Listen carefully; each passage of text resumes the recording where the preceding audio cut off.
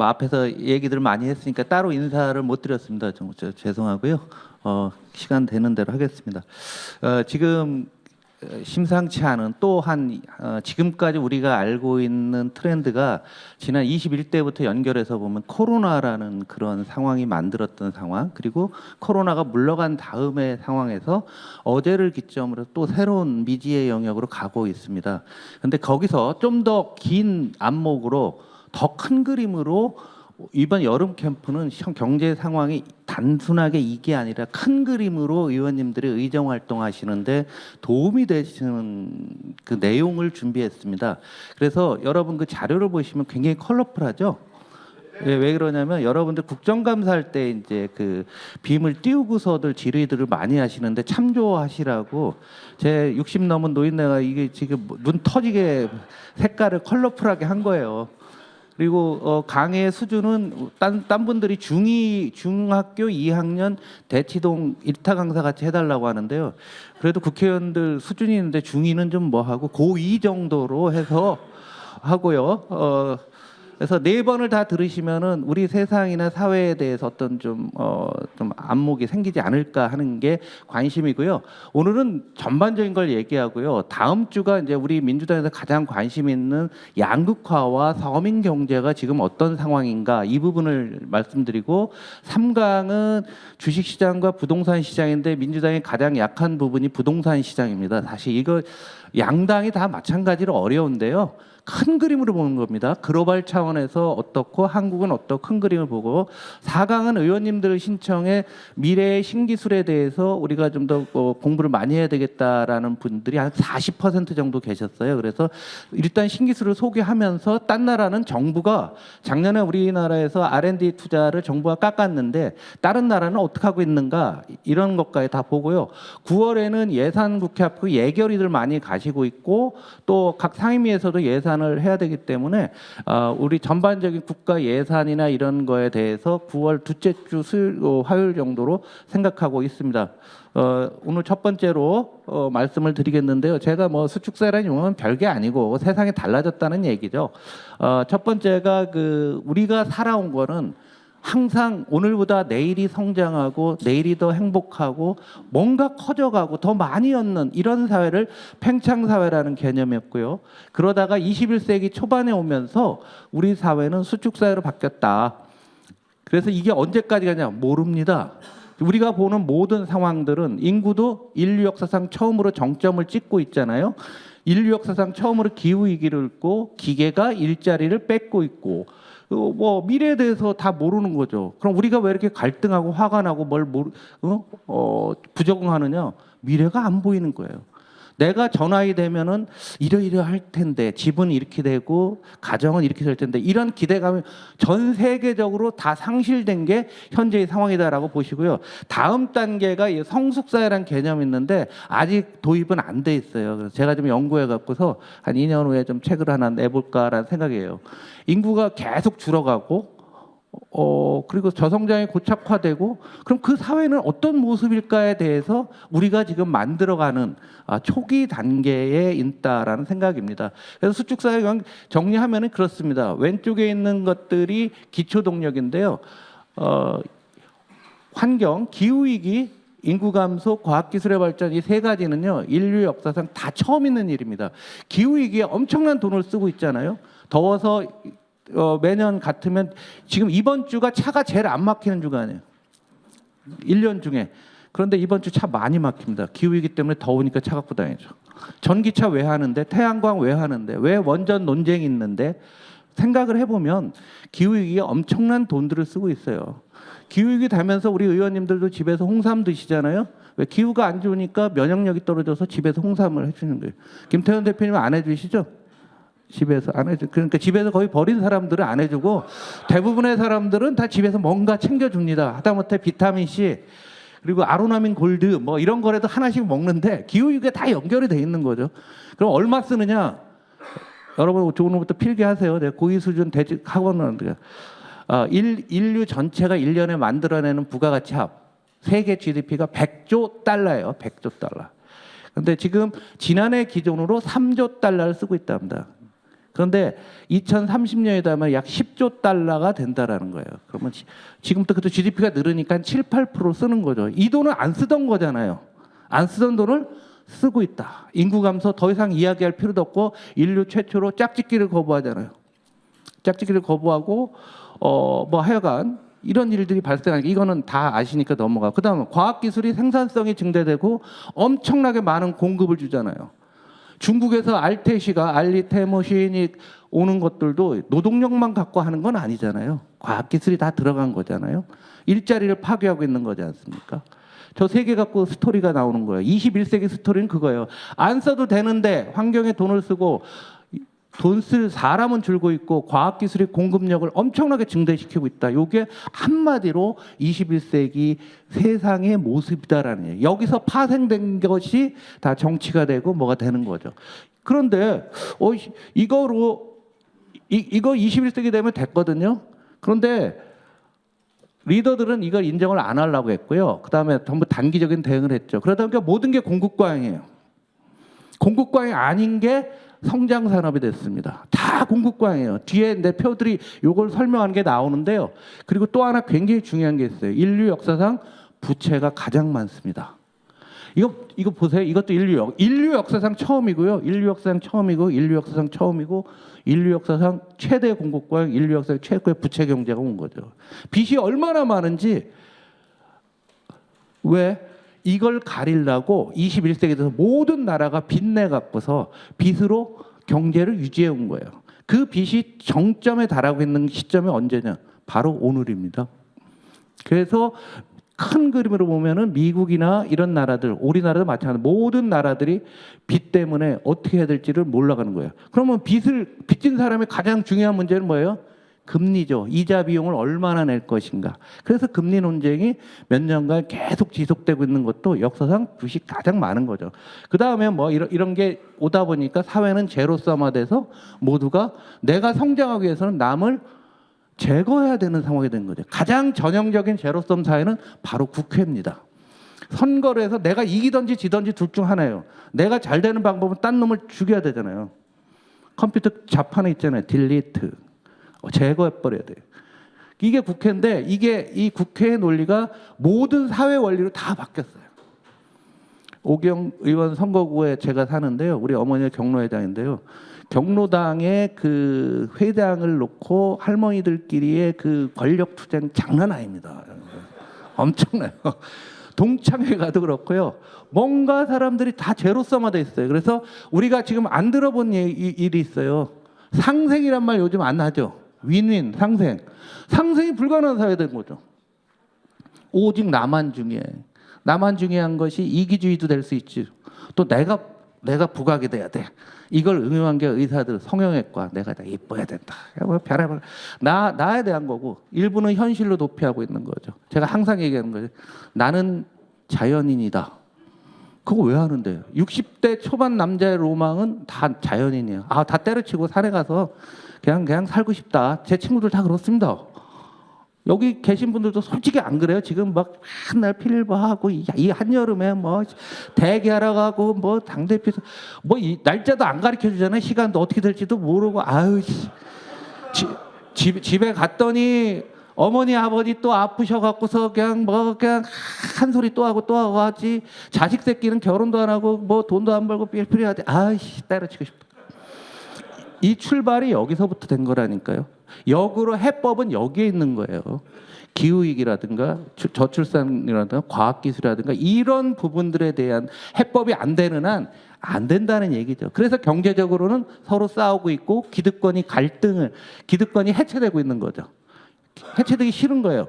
국힘 지지자들이 다 보수라고 하는데 보수는 과거의 것을 지킨다고 하는데 그 기득권이 해체되고 있으니까 얼마나 마음이 불편하겠습니까? 이랬다 저랬다 하는 겁니다. 그 사람들도. 국힘에서 지금 강의 요청이 안 왔는데 제가 가서 요청 오면 제가 해주려고요. 니네 마음이 불편하지 뭐. 니네도 기득권을 갖고 있는데 그 기득권이 해체되는데 이런 것 때문에 해체되는 거예요. 뭐 민주당이 어쩌고 이게 아닌데 하수들이 그런 거죠. 그러면 경제는 저성장, 저투자, 저물가 뭐 이런 것들이 왔던 거죠.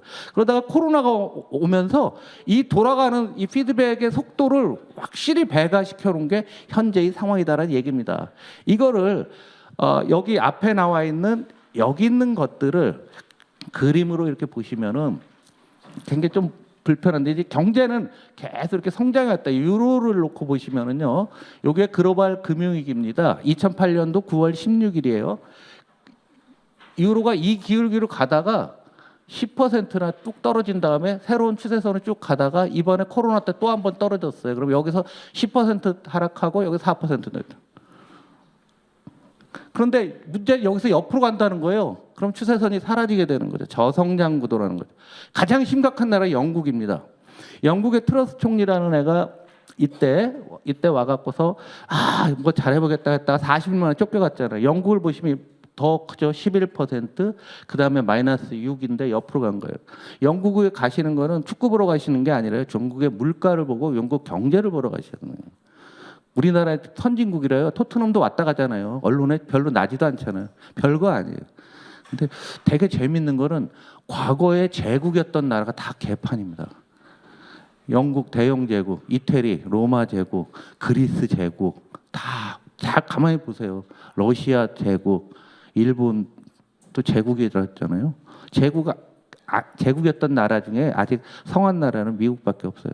뭐 그런 겁니다. 그러니까 이렇게 나빠지니까 이때 금융위기 때, 글로벌 금융위기 때 돈을 GDP에 여기 보시면 미국 10몇 %를 한 방에 써버렸거든요. 모든 나라를 썼음에도 불구하고 기초 체력으로 회복을 못하는 거예요. 유일하게 회복한 나라였어요. 미국은 한때 떨어졌지만 쭉 갔다. 그 이유는 바로 패권과 기축통화를 갖고 있기 때문에.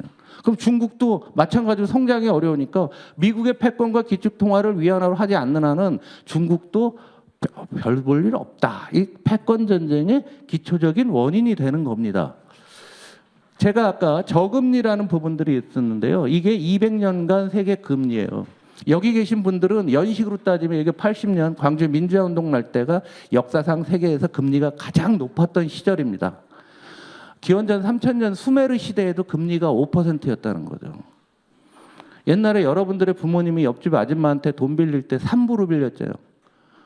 기억들 나요? 여기 60대들은 알 겁니다. 3부. 3부가 얼마예요? 36%입니다. 지금 같으면 구속감이에요. 20%다. 여러분 어머니도 구속감이에요. 그때가 이때예요. 그 이후부터 계속 떨어졌어요. 첫 번째 기억하실 것, 이게 기준금리예요. 한국은행이 제시하는 기준금리가 2%를 거의 역사적인 저점을 봅니다. 그런데 여기서 밑으로 내려갔어요. 코로나 때문에 그런 겁니다. 그래서 여러분들이 이번 국정감사가 여러분들의 초선인 경우에 실질적으로 대비전인데요. 정부는 죽어도 코로나 얘기를 안 해요. 잘 한번 보세요. 제가 수도 없이 그 얘기를 했어요. 나는 코로나를 얘기하는 사람은 그래도 믿을 만한 사람이다라고 합니다. 정부 사람들 코로나 얘기를 왜 안 하냐면 코로나라는 엄청난 샥이 있었던 거죠. 이때 금리가 마이너스 나온 나라 있었고 우리나라 정기예금 금리가 0.5%였어요. 다 까먹으셨나요? 정기예금을 안 하시는 거예요. 한번 생각을 해봐요. 불과 4년 전에 그런 일이 있었단 말이에요. 그렇게 되니까 실질금리가 역사상 또 가장 낮은 거죠. 그러니까 누구나 돈 빌려갖고 실질금리라는 게 금리에서 물가 상승률을 뺀 거죠. 그러니까 금리가 낮고 물가가 올라가면 이런 게 나오니까 은행에서 돈 빌려서 뭔가 투자하면은 이건 무조건 남는 장사였던 거죠. 그게 우리나라 부동산 광풍이 되는 겁니다. 그래서 코로나라는 것 때문에 이제 역사상 가장 낮은 상태에서 금리가 쭉 올랐어요. 각종 경기 침체 국면에서 2022년에 금리 올려놓은 거는 역사상 가장 빨리 올린 겁니다. 역사상 가장 낮은 금리에서 가장 빨리 올려놨어요. 그러면 사람도 한번 보세요. 우리가 체온이 이렇게 낮았다가 한 번에 쭉 올라가게 되면은 처음에 이제 시간 지나면 내상을 입게 되잖아요. 그 내상이 지금 우리 내수 경제에 나오는 겁니다. 그래서 여러분들이 어디 가서 이런 자료들을 활용하셔갖고 여러분들이 이제 파일로 드릴 테니까 여러분들도 논 거를 갖고 좀 얘기했으면 좋겠어요. 이 질의할 때 보면은 우리 반대당에 계신 분들은 그냥 입으로 하는 경우 신문 쪼가리 오려서 하는데 그림이 틀리지 않습니까? 확실히 틀리죠? 그래서 이 금리 이 부분이 가장 큰 이유는 아까도 말씀드렸지만 부채가 역사상 가장 많기 때문에 금리가 중요하다는 얘기죠. 또 하나 돈을 엄청나게 풀어놨습니다. 자, 돈을 어떻게 푸는 거예요? 그래서 헬리콥터 벤이라고 하죠. 그 당시 이벤 버냉키라는 사람이 미국에 이때 돈 풀 때 그런 얘기를 했어요. 여러분 헬리콥터에서 돈 뿌려 보셨어요? 왜 헬리콥터 벤이냐면 돈을 고층 빌딩에서 돈을 뿌리면은요 바람 때문에 한 방향으로 가요. 안 해보신 모양이네. 1,000원짜리 바꿔서 한번 해보세요. 그런데 헬기를 타면 이게 돌기 때문에 골고루 뿌려져요. 그래서 헬리콥터 벤이라는 거예요. 오늘 경제는 민주당은 앞으로 1,000원권으로 여러분들 한 10만 원씩 갖고 와서 더 모아서 한번 국회에서 한번 뿌려보시라고요. 헬리콥터 탔을 때는 전방위로 뿌려지고 그냥 뿌리게 한 방향으로 가죠. 그래서 전방위로 돈을 뿌리는 건데 뿌리는 방법은 뭐냐면 우리나라 사례로 따지면 이거예요. 국민은행이 뭐 채권도 있고 뭐 많이 있잖아요. 국민은행이 예를 들어서 채권을 예를 들어 10조 원이 있어요. 그런데 한국은행이 이러는 거예요. 야, 시중에 돈을 뿌려야 되겠으니까 그 채권 나한테 팔을래? 그러면 국민은행이 10조 원을 한국은행에 주는 거예요. 그러면 한국은행은 그럼 돈을 채권 값을 줘야 될 거 아니에요? 그렇죠? 지금 여러분 졸릴 시간 됐어요. 대답을 하세요. 그러면 안 졸리다니까요. 여러분 연식이 이렇게 오래 앉아 있을 수 있는 직업이 아니야. 여러분들은 지금 집중력이 굉장히 산만하신 분들이라 안 된다니까. 그럼 한국은행이 10조 원을 찍어서 다시 준다고요. 예? 주면은 KB는 원래 채권을 해서 이자를 먹고 살다가 현금만 들어온 거잖아요. 그죠? 그럼 한국은행 어떻게 해야 돼요? 현금을 또 대출을 해줘야 될 거 아니에요. 그렇게 돈을 푸는 거예요. 그러면 한국은행 너 돈 어디서 났는데 그냥 그 숫자로 그냥 야 너 줄게 이거예요. 그 돈의 합계가 코로나 때 얼마까지 가면 여기 보시면 30조 달러라는 얘기예요. 조 달러. 여기다 영국을 포함하면 35까지 가요. 35조 달러. 우리나라 돈은 얼마입니까? 4경 5천조 정도. 그런데 그 한국은행이 갖고 있는 이제 KB에서 산 채권이 있는데 이건 시간이 지나면 채권은 만기가 있잖아요. 2년, 3년 만기가 되면은 자동으로 그 채권에서 또 발행한 사람이 갚을 거 아니에요. 한국은행한테. 그러면 회수가 돼서 지금 슬슬 주는 거예요. 여기서 잘 보시면 맨 밑에 게 미국입니다. 미국이 딱 어마어마하게 풀었는데 미국은 스무스하게 줄이고 요게 유럽이에요. 유럽도 미국보다 더 많이 늘려놨다가 그냥 유지하고 있는 거고요. 일본은 경제 사이즈가 훨씬 작은데 어마어마하게 많이 풀고 중국도 풀고요. 영국 넣으면 지금도 이만큼 있는 거예요. 그래서 여러분들과 제가 오늘 만나는데 김밥도 드리는 거예요. 돈을 풀어놨으니까 살 수 있는 거 아니면 여러분들 고추밥 매러 다녀야 돼 지금. 생각을 한번 해보시라고.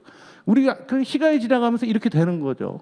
그러니까 금리가 낮은 상태에서 돈을 이렇게 많이 풀어놓은 이게 우리가 지금 효과고요. 특히 여러분도 눈에 보시다시피 이 코로나라는 엄청난 사건이 이것을 만들어놨던 겁니다.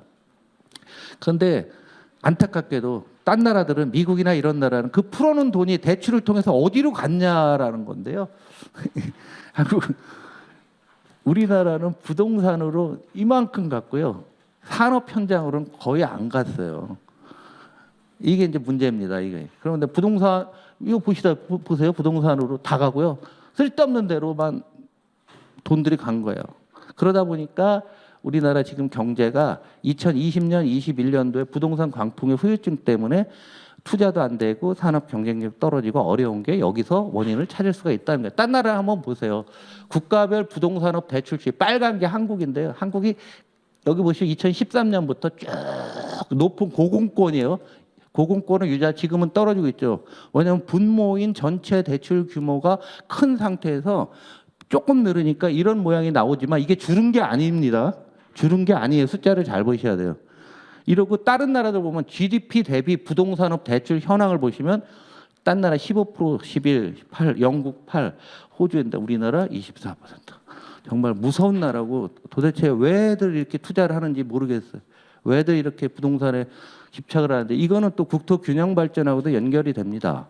그래서 이 모든 현상이 수축사 현상이고 저금리가 고착화됐고 코로나 후유증이라고 여러분들이 볼 수가 있는 거예요. 그런데 이제 이런 상태에서 부채 중심으로 제가 어느 나라나 부채가 가장 많이 늘었다고 했는데 2000년도부터 보면은요 다 이게 부채는 세 가지가 합쳐지는 겁니다. 가계 부채, 기업 부채, 정부 부채. 이걸 통으로 해서 GDP 대비 얼마냐라는 거죠. 보면 어느 나라나 다 늘었어요. 쫙. 그러니까 빚을 늘리면서 성장해 온 거예요. 그래서 여기서 더 이상 빚을 못 늘리는 상황에 오게 되면은 그 세계 경제는 더 이상 성장할 수 없는 상황이에요. 여러분들은 그런데 여기 왜 꺾이지? 요게 산수입니다. 분모가 명목 GDP고 분자가 부채예요. 그런데 물가가 올라갔고 분모가 어마어마하게 커진 거예요. 이따 재정할 때 이거 다시 한번 자세히 말씀드려요. 어마어마하게 커지니까 꺾인 것처럼 보이지만 부채의 총량은 어마어마하게 지금 늘고 있는 거죠. 이것이 한계가 아니냐라고 생각하는 겁니다. 일본은 원래 높았는데 코로나 때문에 더 높아졌고요. 중국은 빠른 속도로 늘고 있고 중국에서는 기업 부채 중심으로 늘고 있어요. 일본과 선진국들은 다 정부 부채고요. 한국은 아시다시피 가계 부채가 핵심이 되고 있는 거예요. 저 세 개의 총량은 똑같은 겁니다.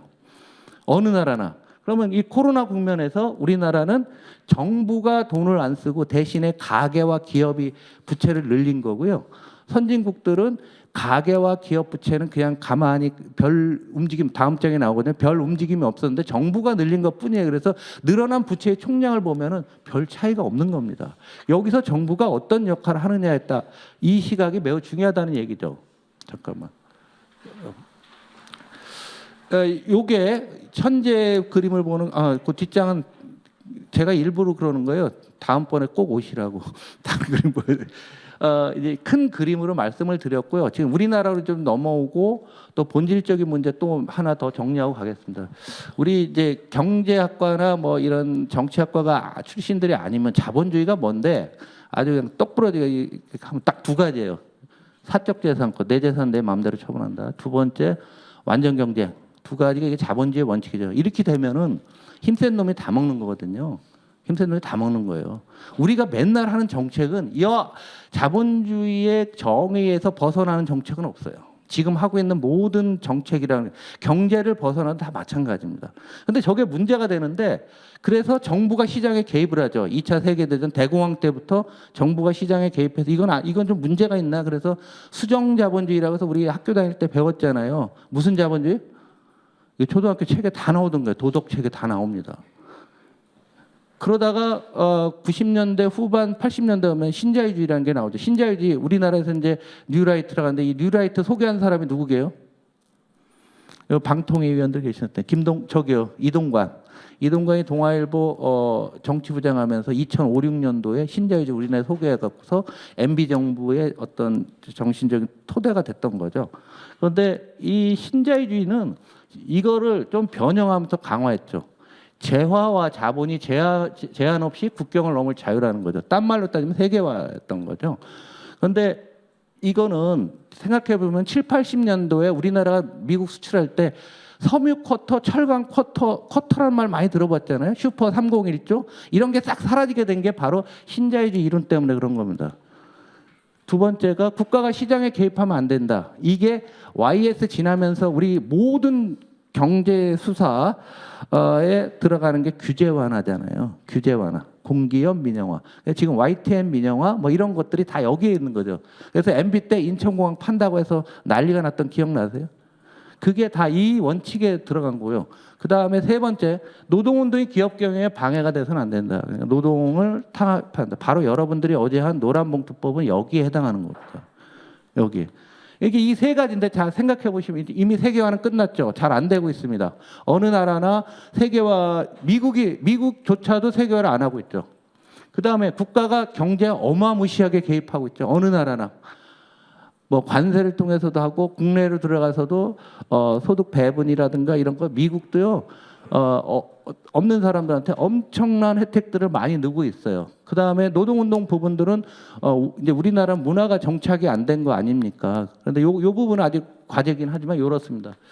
그런데 MB가 이런 말했어요. 작년도 5월에요. 재정을 우리가 막 늘리자. 지금 25만 원 같은 거 하자고 할 때 윤비가 SBS 재정 늘리면 고물가로 서민 죽어. 그러고 나서 영국을 갔는데 그때 제가 논평을 어떻게 냈는데 영국 잘 가셨습니다. 영국 가서 영국 국민 다 죽었나 한번 보고 오라고 했어요. 왜? 영국이 물가 제일 많이 올랐으니까. 재정 제일 많이 쓰고 GDP의 30%를 썼어요. 코로나 때. 우리나라 5% 6% 쓰는데 영국은 30%를 썼다고요. 그렇습니까? 당연히 물가 맞아요. 근데 죽었나 한번 가서 보라고 했어요. 여기 써 있잖아요. 재정 늘리면 서민 죽는다. 언론들도 공부 좀 하셔야 되고 오늘 기자분들 많이 오셨는데 이게 굉장히 중요한 얘기예요. 이데올로기로. 그러다 보니까 요즘 많은 책들이 새로운 시각의 책들이 많이 나와요. 여러분들을 위해서 제가 다 읽어서 요 강의 오면은 심간을 또 요약 총정리하면은 딱 이거예요. 이 모든 원죄는 이것 때문에 양극화다. 양극화, 불평등 뭐 이런 거다. 이것이 모든 것의 중심이 됐고 또 하나 중요한 개념이 자유와 자유민주주의라고 우리가 흔히 쓰고 보수에 썼는데 이거 둘이는 이제 양립 불가능하다는 거예요. 자유는 저걸 얘기하는데 저걸 얘기하다 보면은 민주주의가 될 수가 없다라는 게 요즘에 어떤 세계적인 석학들이 하는 얘기고요. 그러다 보니까 이것이 정치적으로는 포퓰리즘과 사회 갈등이 오고 자본주의와 민주주의의 동시 위기가 온다는 거예요. 바로 지난주에 나서 8월 1일 민생지원금 투자할 때 추경호 원내대표는 이날 최고위원회에서 13조 원의 현금을 살펴하면 물가와 금리는 더 불안해지고 민생 고통은 더욱 가중될 것이다. 이런 민주당의 논평 여기에서 한 줄도 안 나왔는데 이거 똑같은 얘기잖아요. 근데 13조 원이면 얼마냐? 우리나라 GDP가 2,400조 되는 나라에서 13조 원 푼다고 무슨 물가가 올라요? 내수가 1,050조예요. 몇 조요? 적었어요? 이수정은 좀 적으시라고 그런 거예요. 저거 1,050조예요. 상품 판매, 물건 판매하는 거 있죠? 440조밖에 안 돼요. 그걸 알테시가 뭐 들어와서 지금 몇 조 먹어 갖고 있는 겁니다. 이런 숫자 감각이 여러분들이 평상시 외워야 될 거 제가 지금 불러드리는 거니까 국감이나 상임위 질의할 때 여러분들 숫자를 많이 내시는 게 굉장히 좋다. 이건 말도 안 되는 얘기를 이렇게 하는 거죠. 그러니까 쑥스러운지 그냥 꼬랑지를 내리고 있어. 이 신자유주의라는 게 노동운동이나 뭐 하나만 여러분들 보시면 이게 코로나 때인데요.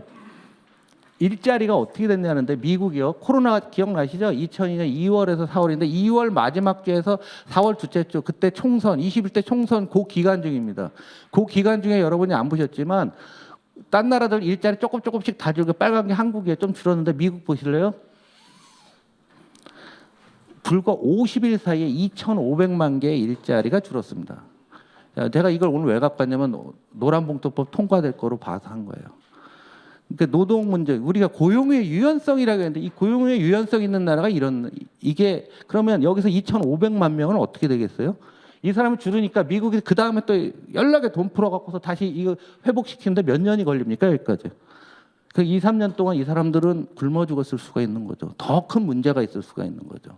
그래서 고용의 유연성이라고 했을 때 우리가 여러분들이 이념 제가 이게 낡은 철학적인 얘기를 하는 이유가 숫자로 나와 있는데 우리나라 언론은 단 한 줄도 이런 거 안 쓰잖아요. 안 쓰고 있지 않습니까? 우리 한번 제대로 보자 얘기예요.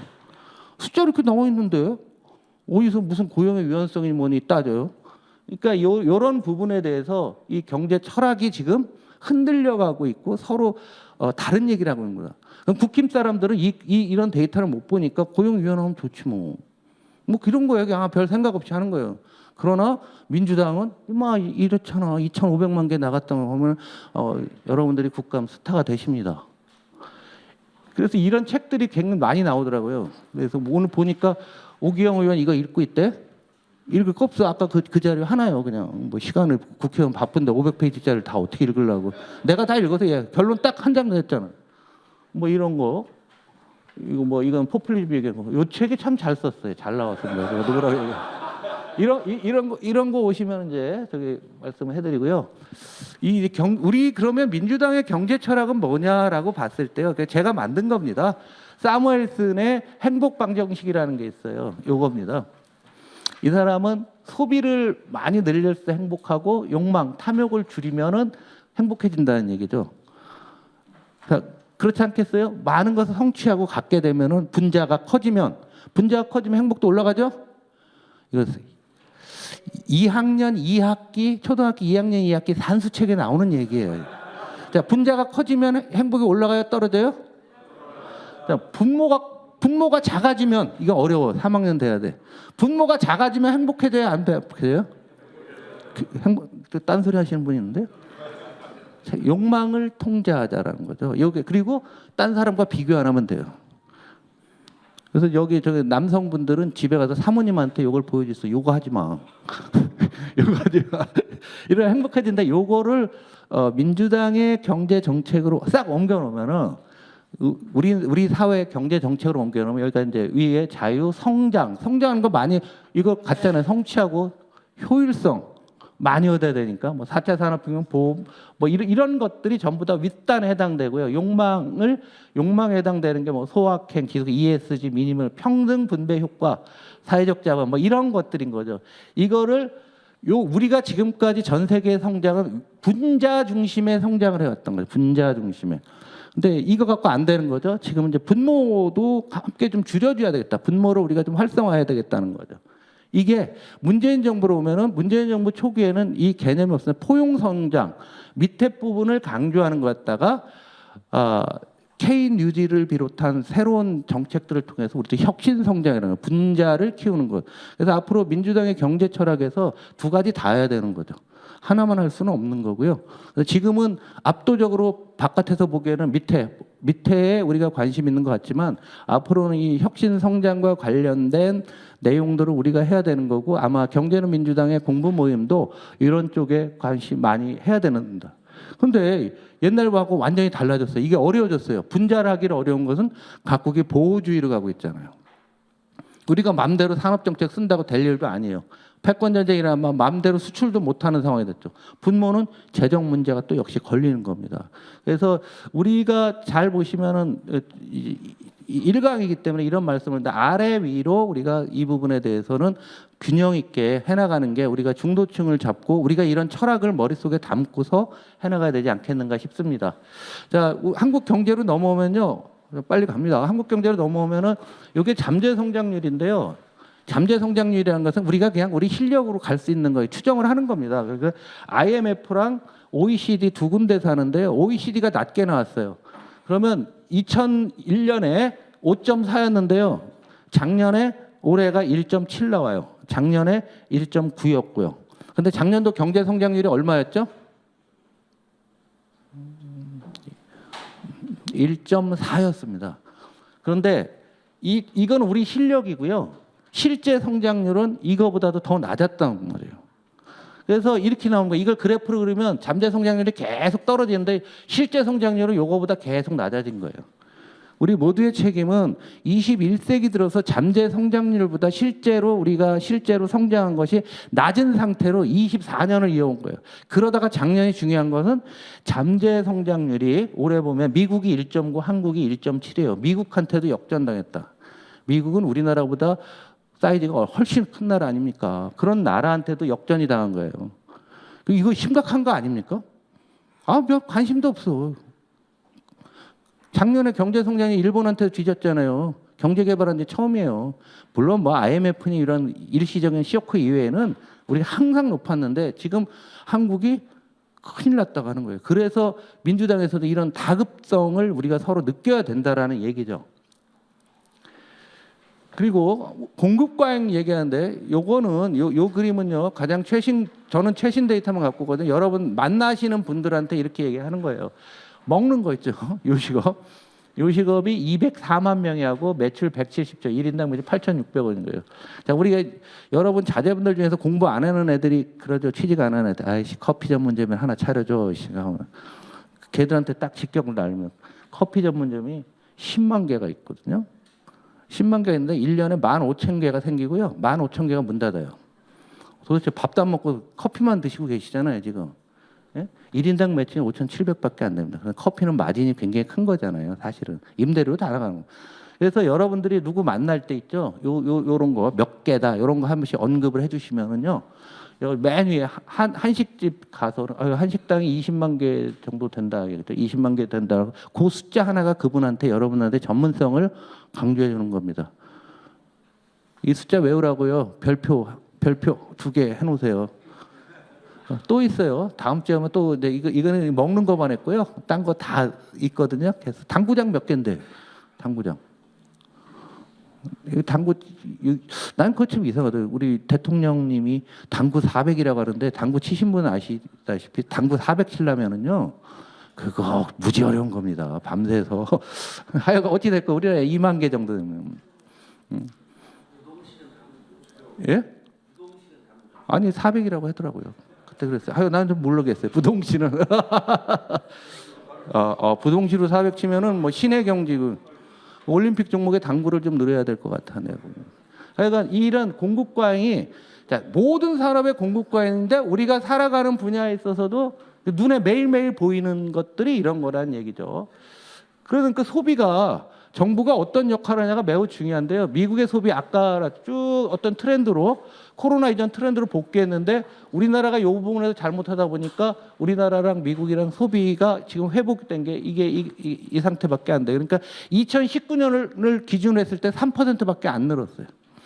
미국은 2019년 대비 10% 늘고요. 이 차이가 미국만의 가진 특성이고 딴 나라들도 우리나라 비슷한데 유독 우리나라가 내수에서 회복이 지연되고 있는 것은 바로 이 코로나 국면 그리고 그 이후에도 여기서 회복을 시켰잖아요. 회복을 시키고 이 추세를 연장했으면 되는데 연장 못했죠. 언제요? 2022년 5월부터 공교롭게도 2022년 5월은 무슨 날입니까? 네. 그럼 딴 나라들은 그 당시에 어떻게 했냐고 보면은요. 이 금융위기 때, 글로벌 금융위기 때 선진국 전체를 놓고 보면은 부채가 쫙 늡니다. 정부 부채가. 그런데 그 당시에도 가계 부채 옆으로 가죠. 선진국 전체예요. 기업 부채 옆으로 갑니다. 이번 코로나 때도 보면 정부 부채 쫙 늘리고 기업 부채도 이번엔 좀 늘었어요. 가계 부채 워낙 컸기 때문에 늘었다가 다시 원위치합니다. 이게 떨어진 건 아까 말씀드린 대로 물가가 워낙 많이 올라갔고 이건 숫자의 어떤 흐름이 나온 거예요. 영국이요. GDP 대비 정부 부채가 100%에서 2021년에 130이 갔다가 지금 95가 됐어요. 그럼 야, 영국 좋아졌네. 빚 다 갚았네. 웃기는 소리 하고 있는 거예요. 분모에서 물가가 3년간 연 10%씩 올랐거든요. 영국 가면 햄버거 하나 가격이요 2만 원 정도씩 해요. 그러니까 어제 신문에 나오잖아요. 그러니까 역 트렌드로 맥도날드에서 5달러짜리 햄버거 세트가 나온 거예요. 미국도요. 미국도 웬만한 햄버거 세트 있잖아요. 햄버거에다가 콜라 하나에다가 감자튀김 이렇게 놓은 게 18,000원, 2만 원 가까이 미국조차도. 그것이 숫자로 이렇게 나오는 거예요. 그 정부가 어떤 역할을 하나 굉장히 중요한 이런 부분들이고 요거는 9월 초에 예산 국회 준비하면서 논리 다 만들어 드리겠습니다. 우리나라는 그러면 뭐 뻔하죠. 우리나라 코로나 때 정부 부채 보시면 금융위 때 여기 삐쭉 올라갔는데 뭐 때문에 올랐을까요? 4대강. 돈 안 풀려가다 4대강 해서 요만큼 오른 거예요. 그때나 지금이나 주구장창 가계부채는 계속 올라가요. 빚내서 집사한 거고요. 기업 부채는 이 당시에 기업들이 위기가 많았기 때문에 쭉 올라가서 옆으로 가는 거고요. 이번 코로나 위기 때도 보시면은 늘어난 거 별로 없습니다. 우리나라 한 게 없다라는 얘기죠. 그러니까 그 후유증이 그 당시에 투자 안 했던 게 지금 영향을 주는 게 현재의 상황이다라고 보시면 될 것 같습니다. 그리고 이제 우리나라 이제 구조적 문제를 말씀을 드리는데 산업 구조에서 큰 문제가 있어요. 아무도 이런 얘기를 안 하고 있는데요. 지난 20년간 우리나라 수출이나 산업의 중심은 소재, 산업재, IT, 자동차예요. 네 개 영역군인데요. 여기 이제 매출 비중인데요. 소재 중에서도 정유랑 화학은 이제 끝났습니다. 왜냐하면 중동 애들이 원유로 수출하다가 지금은 중간재로 바꿔서 수출하고 있고요.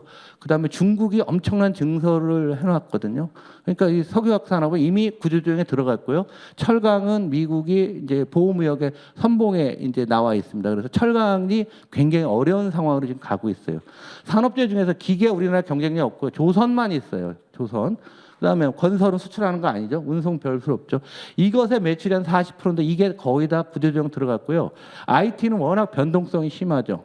자동차는 지금 일시적으로 좋아지고 있어요. 현대차가 SUV 모델을 전 세계적으로 특히 미국 수출을 굉장히 많이 늘렸고 그다음에 인도에서 많이 나오면서 했는데 이게 6월까지의 버전이고요. 7월부터 매출이 현대차가 줄고 있습니다.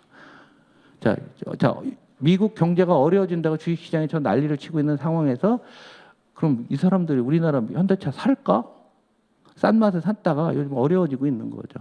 어려워지니까 우리 요거 있고요. 그럼 기타가 좀 늘어야 돼요. 이게 소비재 산업이라든가 이런 거. 이거는 아직도 전체 매출은 요게 일자리와 관련됩니다. 일자리와 관련. 그래서 굉장히 문제가 많다라는 얘기고요. 이익으로 놓고 보면 IT에 따라서 들쑥달쑥 하는 거예요.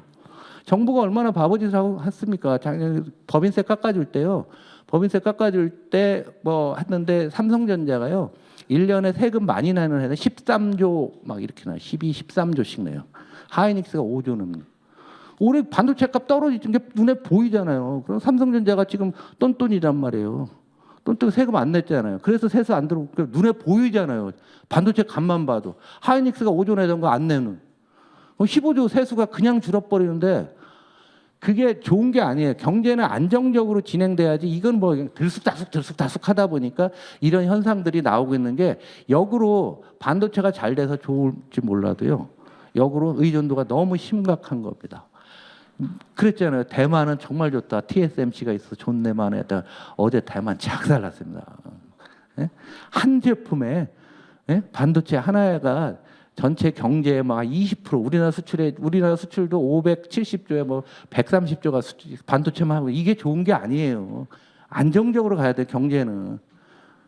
그래서 우리 이 산업 구조 조정에 지금 걸려 있고요. 여기서 중소기업 문제까지 함께 엮어놓으면은 굉장히 우리 어려운 국면이라고 좀 느껴졌으면 좋겠고요.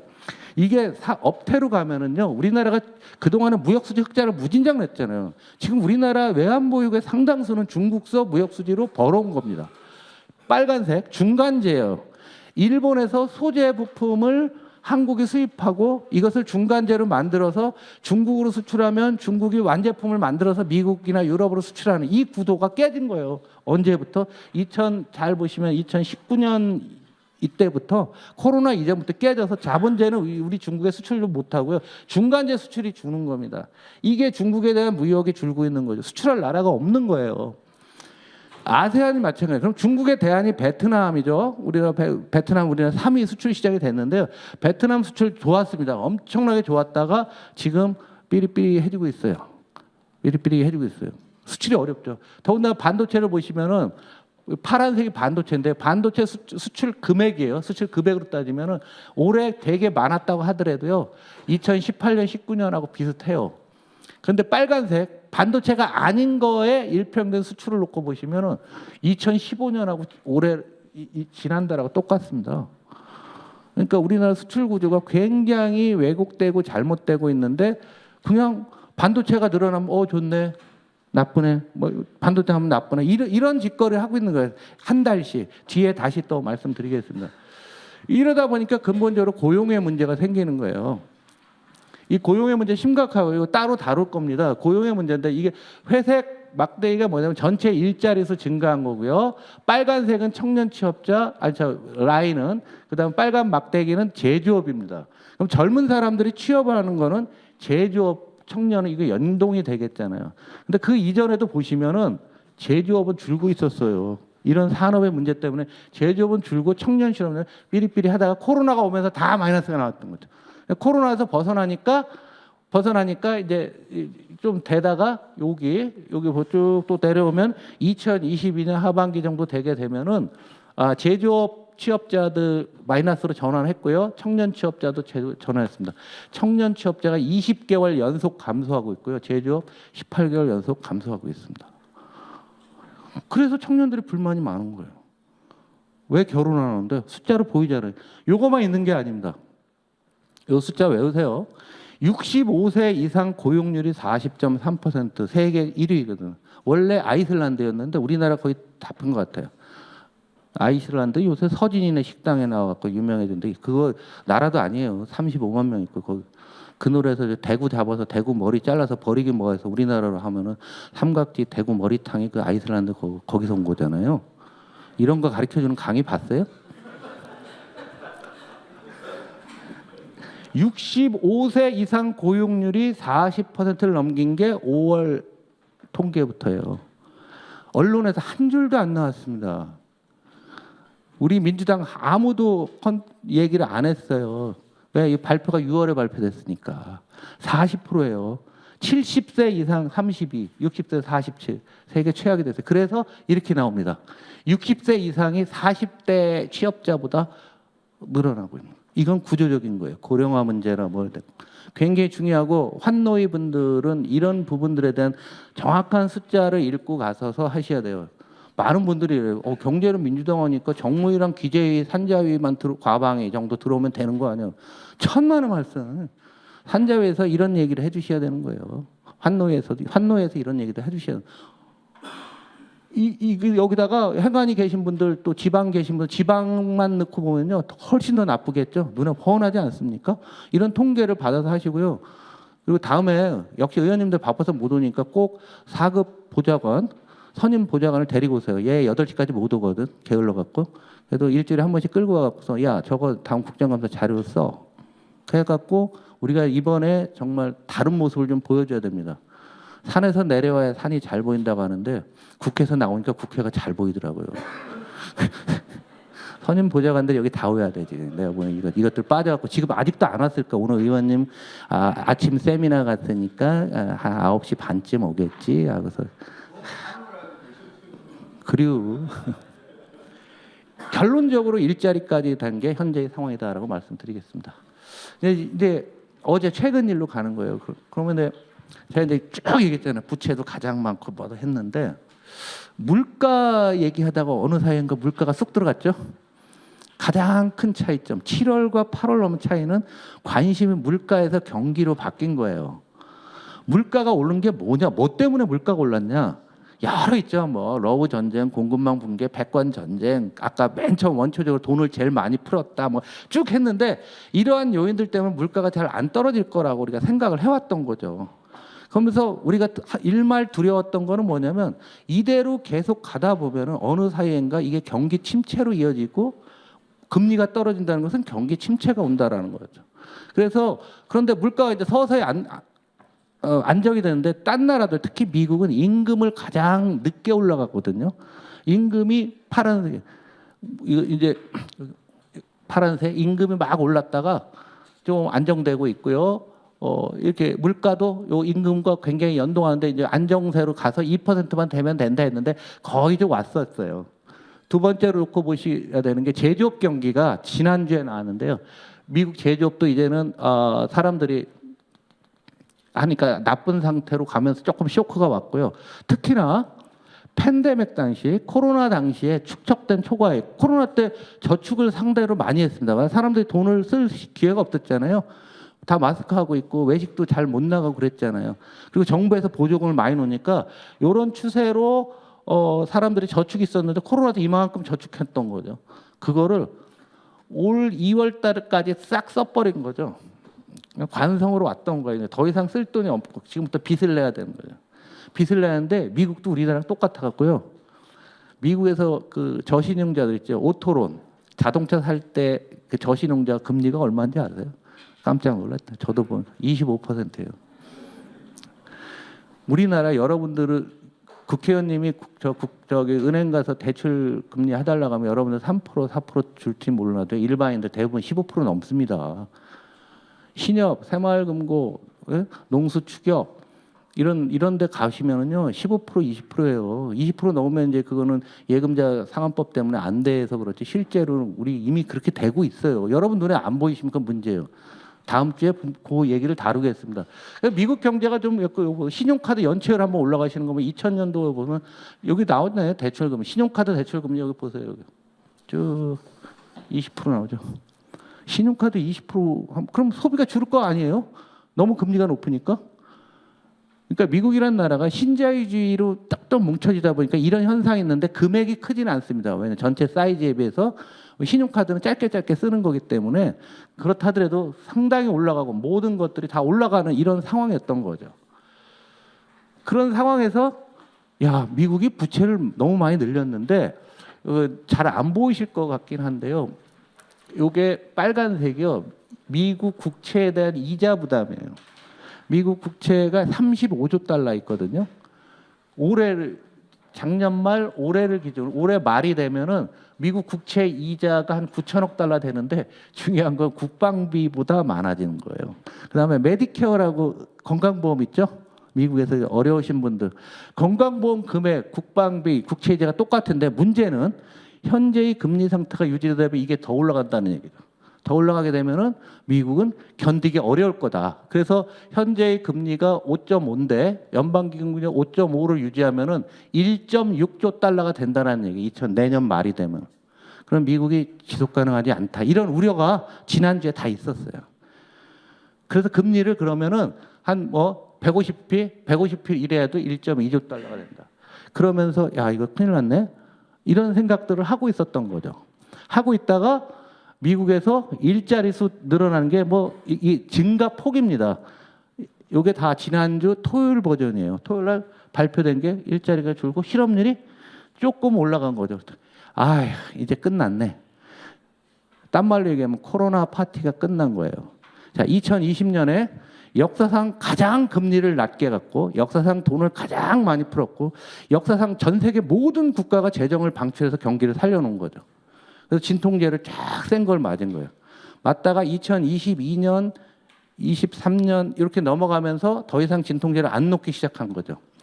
안 놓고 버티고 오면서 우리가 꿈결처럼 생각했는데 그 사이에 물가가 많이 올라서 고금리를 유지했었는데 물가도 안 오르네. 보시다시피 경기는 침체될 것 같네. 이런 생각들을 갖게 되면서 일거의 사람들의 마음이 바뀌게 되는 거죠. 여기에다가 또 중요한 게 뭐냐면 우리 주식시장만 보고 있지만 딴 것 여러 가지 보여야 되는데요. 일본의 금리가 조금 올렸어요. 0.25로. 일본은 90년부터 95년부터 30년째 금리가 없다라고 보시면 돼요. 그래서 일본 경제가 어느 정도 안정이 되면 외국인 투자가들은 일본 가서 돈을 빌립니다. 그럼 이자를 0.5나 뭐 거의 뭐 제로 금리에 가까울 정도로 이자를 빌리는 거예요. 그러면 변수가 하나 남아요. 환율 변수가 남는 거죠. 그래서 엔화가 약세가 되면은 엔화가 여러분들 100엔 정도 갔던 느낌들이 평균적으로 갖고 계시죠. 1달러당 100엔. 우리나라 따지면 100원당 1000원. 뭐 이 정도가 우리 여러분들 기본 생각 아니에요? 그런데 엔화가 100엔 가던 게 160엔까지 가요. 그러면 돈 빌리는 사람 입장은 130원에 빌렸다. 이 사람은 이자는 없는 거라고 생각하고 130원에 빌렸다가 갚을 때 150원에 갚으면은요. 어떤 결과가 나면 달러로 그걸 바꿔서 바로 달러를 했어요. 그러면 예를 들어서 1억 불을 내가 130원에 빌렸는데 150원 돼서 갚을 때 되면 1억 불을 갚는 게 아니라 8,500만 불만 갚으면 돼요. 그럼 1,500만 불 남는 거예요. 그게 뭐라고 합니까? 엔캐리 트레이드는 일본 돈을 빌려서 한 게 이게 어마어마하게 많았던 거죠. 그러다가 일본이 금리를 올리고 160엔이 되니까 일본은 정책 목표가 뭐냐면요. 물가 올리는 게 정책 목표였습니다. 별 이상한 나라죠. 30년간 수축 사회를 겪다 보니까 얘네는 물가 올리는 게 정책 목표예요. 말도 안 되지만 일본은 그럴 수밖에 없어요. 디프레이션이라는 것 그렇게 위험한 겁니다. 그래서 진짜로 물가 오르는데 일본 국민 입장에서 1달러에 100엔 할 때랑 160엔 하면은요 물가가 수입 물가가 60% 올라가는 거 아니에요? 단순하게 뭐 그만큼은 안 올라요. 사실은 뭐 절반 정도 올랐는데 물가가 막 올라가면서 사람들이 못 살겠다 막 이런 상황이 된 거죠. 그러니까 더 올라가기도 어렵고 그래서 160엔대에서 한순간에 142엔까지 한 방에 되는 거예요. 그러면 돈을 빌린 사람 160엔에 빌린 사람은 이미 이제 손실이 나기 시작하는 거잖아요. 손실이 나기. 일본에서 돈 빌려서 우리나라 주식 사고 파생도 사고 부동산도 사고 미국 가서 뭐 사고 했는데 일거에 갚아야 되는 거예요. 그 금액이 다는 아니겠지만 걔네들이 청산할 거라고 생각이 드니까 딴 사람들이 지레 겁먹고 미리 팔아버리는 게 어제장에 나타나는 현상이라는 거죠. 여기다가 또 하나 중요한 게 우리가 이제 시세를 좀 볼까요? 미국 나스닥인데요. 여기가 2023년 작년 초부터 이렇게 올라갔던 게 어젯밤 걸 못하는 요만큼 떨어졌고요. 일본 니케이는요. 여기서 3만 여기까지 떨어졌어요. 그러니까 이만큼 1년 반 올라간 거 4일 만에 다 떨어졌습니다. 일본. 우리나라 떨어진 건 1도 아니에요. 제가 금융시장에 88년부터 있었는데 어제가 가장 패닉이었던 것 같아요.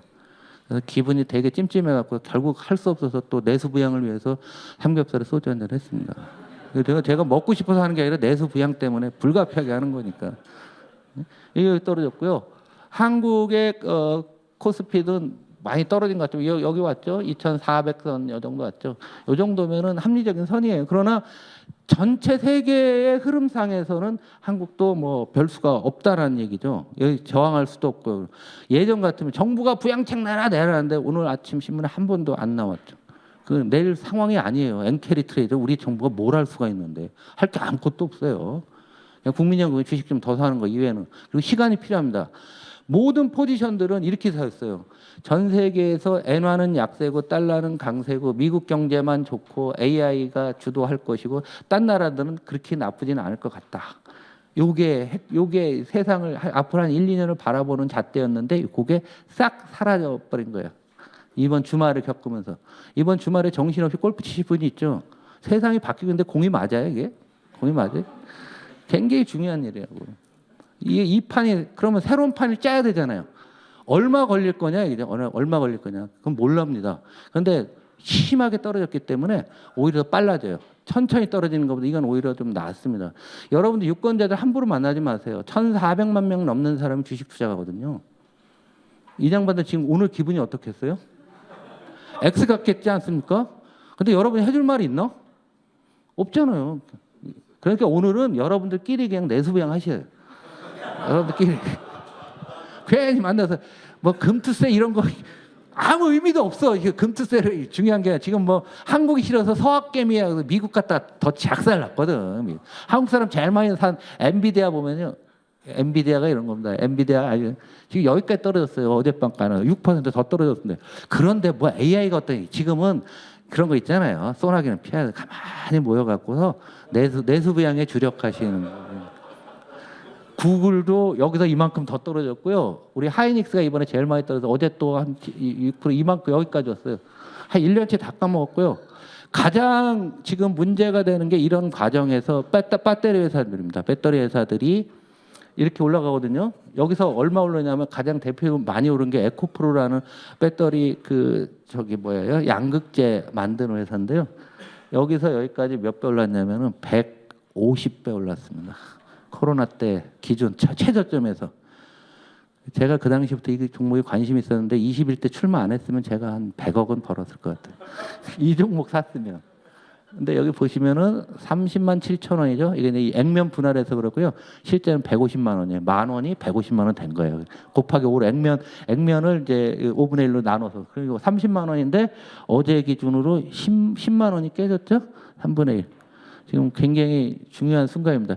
근데 여기서 엔비디아가 막강한 괴물칩이라는 걸 개발해 갖고서 이제 막 AI가 완전히 된다고 했다가 또 공교롭게도 그저께 주말에 야 우리 칩이 불량이 좀 있는 것 같아 문제가 있는 것 같다 또 이렇게 나오니까 환상이 깨지는 거예요.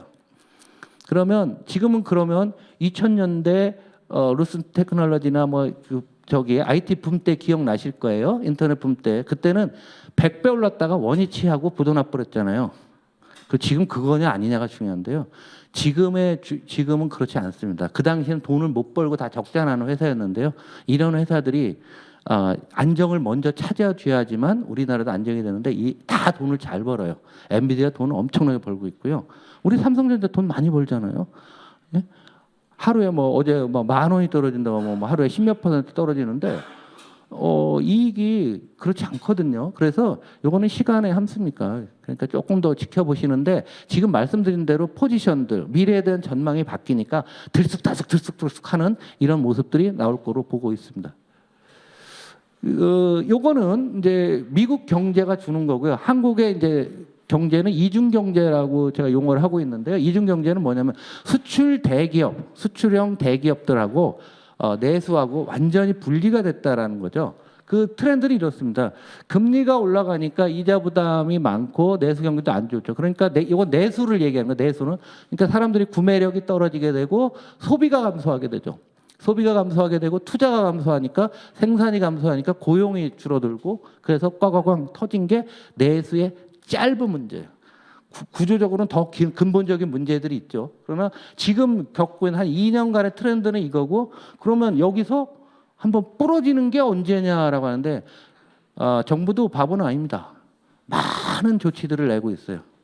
작은 진통제를 계속 넣은 거예요. 그러니까 지금 예를 들면은 타이레놀을 코로나 때 우리가 열알을 막 먹었다가 그러다가 끊었죠. 끊었다가 이게 어려워지니까 정부가 타이레놀 하나씩 주거든. 근데 내성이 생기면 안 되는 거예요. 안 되다 보니까 이런 현상들이 오는 거죠. 올 추석 때 한번 보세요. 여기서부터 시작하는 겁니다. 추석 때 이제 농촌에 자식들이 서울서 내려가잖아요. 내려갈 때 이번엔 기차 타고 안 갈 겁니다. 차를 가져가요. 왜 가져가냐면 그 농산물 싣고 오려고 부모님 거. 삥 뜯어오는 거죠. 삥 뜯어 보면서 그런 다음에 다른 형제들 가는데 안 가는 애들이 있을 거예요. 집에 남은 애들이 있을 거예요. 걔는 뭐냐면 엄마 나 빚이 많거든. 좀 여윳돈 이번 고추 농사 진 거 있으면은 500만 원만 줘. 그래서 형제들끼리 그 고향에 왔다가 안 올라가는 사람이 있으면 걔 문제가 있는 거다. 이런 거 가르쳐 주는 강의 봤어요? 우리가 웃어 넘기지만 이러한 것들이 우리 생활 속에 다 들어가 있는 거라는 얘기죠. 여기서부터 시작. 이런 트렌드로 가는. 그리고 정부도 작은 부양책들을 계속 내고는 있지만 시간이 지나면 지날수록 그 빚의 이자를 내던 사람들은 점점 더 어려워지는 상황이 되고 있다라고 정리를 할 수가 있어요. 그러면 그건 더 중대한 조치가 필요한, 우리가 지금 25만 원을 내서 뭐 한다는데 제가 보기에는 대단히 외람스러우나 25만 원 갖고 택도 없는 일입니다. 택도 안 돼요. 좀 솔직할 필요가 있어요. 그래서 별 지지를 안 받습니다. 이거 여론조사 해보면 제가 보면 50% 안 나올 거예요. 이건 구조적인 문제잖아요. 이 트렌드에서. 그거를 25만 원 한다고? 일본은요 30년간 9번인가 줬을 걸 아마? 9번을 줘봐. 아무 소용없어요. 일본 사람은 어느 정도까지 오냐면요 상품권을 주잖아요. 그러면 동사무소 받아요. 상품권을 받아갖고 그냥 우리나라 돈으로 이제 100만 원, 10만 원 정도 주면 그러면 동사무소 앞에 항상 뭐가 있냐면 요만한 저 옛날 시골 가면 그거 있죠. 라이터 가게. 명동에 보면 그건 뭐라고 합니까? 일본 말로 낙가마라고 합니다. 예, 그러면 이제 거기서 나오잖아요. 10만 원짜리를 가져와서 여기서 9만 원에 DC래요. 그런 다음에 무이자 예금에 넣어버려요. 그럼 그 예금 갖고서 은행은 뭐 하냐면 일본 되지도 않은 국채를 사버려요. 이거 30년 한 거예요. 우리 어르신들한테 25만 원 줘서 과연 소비를 할까? 젊은 사람은 직업 있는 사람은 쓰겠죠. 저도 백수가 되다 보니까 돈 쓰는 게 상당히 두려워요. 물론 내수비용을 쓰긴 써야 되겠지만은 이런 것들이 우리 생활 패턴을 다 바꿔가고 있는 거예요. 그러니까 이게 고착화된다는 게 굉장히 문제라는 거죠. 이러니까 정부는 가만히 있었던 게 아니에요. 잘 보시다시피 이 상황에서 집값이 떨어지면 큰일 나거든요. 요게 빨간색인데 가계 대출인데요. 얘들이 정말 경제정책 이런 식으로 하면 안 돼요. 기재위, 정무위 정말 잘 판단하셔야 되는 게 집값이 떨어질만 하면 돈 풀고 돈 풀어요. 돈 풀어놨다가 또 올라가면 또 큰일 났네 하고서 또 걷어들이고 지난달까지는 돈 신나게 풀었어요. 지난 7월 달에 이만큼 늘었잖아요. 이거 보세요. 올해 4, 5, 6 총선도 있고 하니까 막 풀어난 거야. 또 집값 막 움직이니까 다시 걷어들입니다. 그리고 금리를 또 올리고 무슨 정책을 이런 식으로 합니까? 늘렸다 줄였다를 분기별로 바꾸는 게 어딨어. 금리 정책을 한 2, 3년 놓고 해야 되는데 그런데 이게 현재는 약간 약발을 맥혔는데요. 이번 사태 이후에 어떤 결과가 올지는 좀 보여야 될 것 같아요. 그래서 강남 집값도 2주 후에 집값 말씀드릴 때 또 하겠지만 요거를 늘리고 있고 노란색 중소기업 지속적으로 늘리고 있고 우리 양극화 다 보이는 겁니다. 신용이야 뭐 다 마이너스 갚는 거고요. 그 다음에 이제 우리 하부가 내수고 상부 쪽이 수출 쪽인데 우리나라 이제 수출 증가율 지난달에 뭐 최고니 7월 수출 나오는데 이거 보세요. 574억 수출 중에서 반도체가 112억, 50%나 늘었습니다. 그런데 이 통계를 잘 봐야 돼요. 날짜가 중요합니다. 수출은 7월 달에 조업일수가 많았거든요. 일평균 수출액을 보면 2011년에 22억 달러였는데요. 지금 뭐 3억 달러밖에 안 돼요. 10년간 하나도 안 늘었어요. 하루 평균에. 그런데 우리는 이렇게 하면 줄었다고 이렇게 하면 늘었다 이렇게 하면 언론 홍보에 지금 녹아나는 겁니다. 그리고 수출을 위해 중요한 측인 자동차 보시면 월가에 53억이다. 자동차 차 부품 있죠. 두 개 합치면 70억 달러 정도 수출하는데 자동차 수출이 굉장히 문제가 있어요. 지금 이 자동차 수출이 빨간색 이렇게 어마어마하게 많이 5, 60%씩 늘다가 지금 정체로 가고 있습니다. 그래서 이거 굉장히 중요하고 울산 쪽에 계신 분들, 아산만에 계신 분들 한번 생각을 해보셔야 되는데 여기서 반도체는 잘 모르겠다 떼어냈을 때 자동차마저 이게 마이너스가 나오게 되면 이제 내수 어려운 상태에서 수출도 꺾이는 거죠. 이렇게 됐을 때 한국 경제는 굉장히 어려운 상황이 될 수밖에 없다라는 겁니다. 근데 그날 우리 수출이 8월 1일 날입니다. 8월 1일 날 나오고 8월 2일 날 아침 조간 신문들에 이렇게 나왔어요. 동아일보 최대폭 껑충 6개월 만에 최대폭 껑충 반도체 이변의 7월 반도체 급증 수출 13.4 그런데 통계를 일평균을 보면 마이너스잖아요. 1년 사이에 가장 적은 거예요. 이게 가짜 뉴스인 겁니다. 그래서 그날 더 웃기게 금융권의 레포트는 이렇게 나와요. 똑같은 시간에 나온 건데 일회성 요인들이 엮어낸 7월 수출 증가에도 의구심 확대, 모멘텀 정체 구간에 진입. 왜? 작년 7월에 505억 달러 수출했거든요. 보시면 제일 작았어요. 그러다가 마이너스 16%가 났단 말이에요, 작년. 이런 상황이었단 말이에요. 그리고 8월에 520이었죠. 그럼 그러다가 올해 575가 된 겁니다. 그럼 놓고 보시면 뭘 늘어 늘기는 옆으로 이렇게 쭉 간 것뿐이죠. 근데 반도체가 많이 늘었으니까 딴 거는 줄었다. 그러니까 지금 끊임없는 가짜 뉴스들이 양산되고 있고 많은 사람들이 제대로 안 보려고 하는 게 현재의 상황이다라는 얘기죠. 그래서 결론적으로 말씀드리면 큰 그림으로 한 2015년 전부터 어려워졌고 코로나가 발생해서 역사에서 이건 꼭 기억하셔야 돼요. 이거 사지선다형으로 나옵니다. 다음 중 코로나의 역사적 대응이 아닌 것은 1번 사상 최저금리, 2번 양적 완화, 3번 최대 재정 방출, 4번 이거 여러분 꼭 외우셔야 돼요. 근데 집권 여당은 죽어도 코로나 얘기를 안 해요. 코로나 때문에 어마어마한 이런 일이 생겨서 우리가 살아났지만 여기서 코로나 후유증이 있고 패권 전쟁, 4차 산업혁명이 있고 러우 전쟁 이런 것들 때문에 경기가 꺾이고 나서 다시 어려워지니까 딴 나라들이 부양책 넣고 미국 경제 IT 투자들 넣으면서 회복이 됐는데 위쪽 상위 대기업이나 이런 데들은 그런 데로 가고 그다음에 서민 경제는 이렇게 추락하고 있어서 중간에 있는 경제 성장률이 여기 있는 거예요. 올해 성장률 전망이 2.1이었는데요. 1분기에 이게 좋아갖고 2.5 정도로 지금 5.6으로 늘려놨거든요. 난처해졌습니다. 이제는 분명히 하향해야 돼요. 경제 성장률 전망을 분기별로 그렇게 바꿔대서 이러지 않다. 한국은행까지도 막 같은 편이니까 얘기가 되겠죠. 그런데 어제 현상은 이게 옆으로 가는 게 아니라 꺾이겠네라는 생각이 드는 거예요. 이거랑 이걸 하면 전체가 꺾일 수밖에 없는 거죠. 이거는 다음 달에 또 업데이트해서 말씀드리겠습니다. 제 강의는 전반적으로 이렇게 오늘 첫 강의는 말씀을 드리고요. 의원님도 처음 출발하시는데 좀 이런 거 참조하셨으면 좋을 것 같아요. 제가 보는 여러분들 있는 그림들은 다 어디에 보냐면 FN 가이드라고 있는데 하나 가입을 하세요. 힘 있으신 분들은 국회 사무처에 제가 요청을 했었어요. 의원님들한테 아이디 하나 다 달라고. 우리 금융시장의 최대 그 데이터가 가장 많고 레포트가 최신적이거든요. 그래서 의원실에서 비서진과 함께 공유해서 보시면 좋은데 사무처에서 일괄로 개입하면 아주 싸거든요. 여기 보면은 별의별 자료들이 많아요. 여러분들 여기서 뭔가 주제를 갖다 요즘 나오는 티맵이나 위메프니 이런 문제도 있죠. 이런 데 있는 게 가장 정확하고 데이터가 있습니다. 뭐라고요? FN 가이드인데 개인으로 가입하셔도 좋고 가입하면 10만 원 정도 해요. 제가 장사하는 거 아닙니다.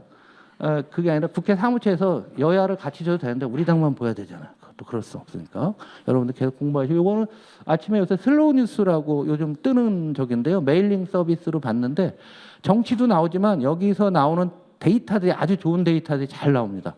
슬로우 뉴스라고 미디어 오늘 이정환 대표가 하던 건데 요즘 웬만한 선수들은 출근하면서 7시에 와요. 딱 보면 아침 조간신문 사설까지 다 정리가 해서 나오거든요. 그리고 데이터가 사회 데이터 중심으로 상당히 많이 나옵니다. 여기서 나온 데이터 다음 주에도 계속 보여드릴 텐데 좋은 데이터가 있어요. 지금 여러분들은 처음으로 지금 국정감사를 통해서 여러분들 데뷔전을 치러야 되는데 대충 신문 쪼가리 오려서 하지 마시고 이런 데서 받아서 여러분들이 하시면 좋겠다라고 제가 말씀을 드리고요. 그다음에 여러분들이 하는 일들은 꼭 좀 정리를 해주시기 바랍니다. 큰 그림 속에서 하고 큰 그림 속에서 민주당이 이러이러한 일을 했고 정부는 이러이러한 일을 했고 나는 이러이러한 일을 했다고 해서 스토리로 엮어가서 여러분들을 마케팅하는 게 굉장히 중요해요. 그래서 예를 들면 소상공인들과 관련된 거와 관련해서 민주당이 내놨던 이런 쭉 노는 거, 이런 것들 속에서 나는 뭐 했다라는 것을 여러분들이 지역에서 홍보할 때나 일회성을 하지 마시고 요걸 계속 업데이트 해나가시는 게 좋은 좀 버릇이 되지 않을까 그래서 제가 팁으로 드리고요. 마지막으로 여러분들 이제 사회생활 많이 하시니까 자기를 테스트해 보는 거예요. 여기 되게 많죠. 여기 계저씨도 많고 꼰대들 많은데 스스로 여러분들 다 테스트를 한번 꼭 해보시고요. 요거는 잘라갖고요. 여러분 지역에서 그 연세 좀 드신 어르신들 오시고 좀 약간 마음에 안 드시는 분한테 이거 한번 해보세요. 재밌네요. 하면 너 계저씨란 얘기야 좀.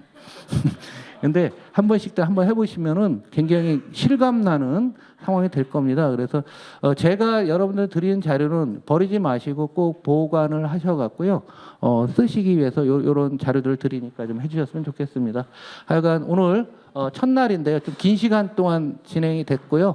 여러분들이 뭐 질문이나 이런 거 많을 것 같은데요. 질문은 언제든지 저한테 직접 질문을 주시면 즉시 답변해 드리도록 하겠습니다. 첫날에 좀 길었는데요. 오늘 여기서 마치시고 혹시라도 질문 있으신 분들은 앞에 나와서 그냥 따로 하는 게 좋지 않을까라는 생각입니다. 마치겠습니다. 감사합니다.